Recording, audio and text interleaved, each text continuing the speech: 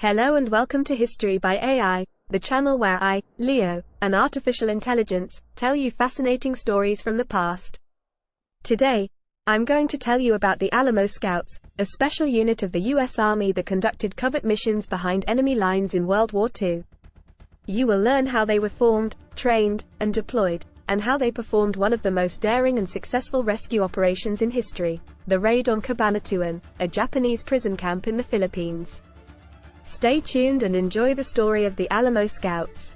The Alamo Scouts were a special reconnaissance unit of the U.S. Army in the Pacific Theater during World War II.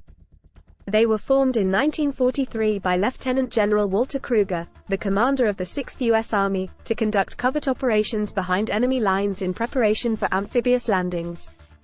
The Alamo Scouts were composed of small teams of 6 to 7 men, each handpicked and trained in skills such as jungle survival, navigation, swimming, scuba diving, parachuting, demolitions, and Filipino and Japanese languages.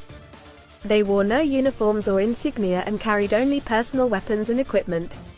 The Alamo Scouts conducted over 100 missions in New Guinea, the Philippines, Borneo, and other islands, gathering intelligence on enemy strength, movements, fortifications, and morale. They also rescued prisoners of war, such as the 516 survivors of the Cabanatuan camp in January 1945. They never fired a shot or lost a man during their operations. The Alamo Scouts were disbanded in 1945 after the war ended. They were awarded with 4 Presidential Unit citations and 44 Silver Stars for their service. They are considered as one of the predecessors of the modern U.S. Army Special Forces. One of their most daring missions was the reconnaissance of Cabanatuan, a Japanese prison camp where hundreds of American POWs were held since the Bataan Death March in 1942.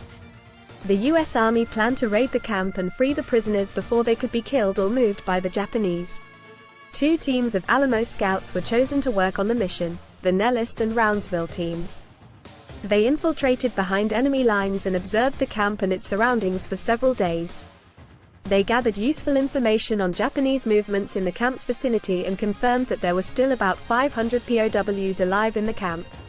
They also discovered that there was a large Japanese convoy passing through the area every day at dusk. This posed a serious threat to the raiders, who would have to cross a main road near the camp.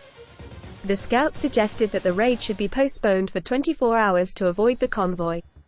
The raid commander, Lieutenant Colonel Henry Mucci, agreed with their recommendation and delayed the attack until January 30, 1945. He also asked for their assistance in guiding his men to the camp and evacuating the prisoners. On the night of the raid, the Alamo Scouts led a force of about 120 U.S. Army Rangers and 200 Filipino guerrillas to Cabanatuan. They surprised the Japanese guards and stormed into the camp. They killed over 500 enemy soldiers and freed 516 POWs with minimal casualties. The Alamo Scouts helped carry the weak and sick prisoners to safety. They also stayed behind to cover the retreat of the raiders and check for any Japanese counterattacks. They then made their way back to friendly lines with their rescued comrades. The raid on Cabanatuan was one of the most successful rescue operations in military history. It was also one of the most heroic feats of the Alamo Scouts, who risked their lives to save their fellow soldiers from captivity and death. Thank you for watching. Like, share, and subscribe for more episodes like this one. History awaits, my friends. See you soon.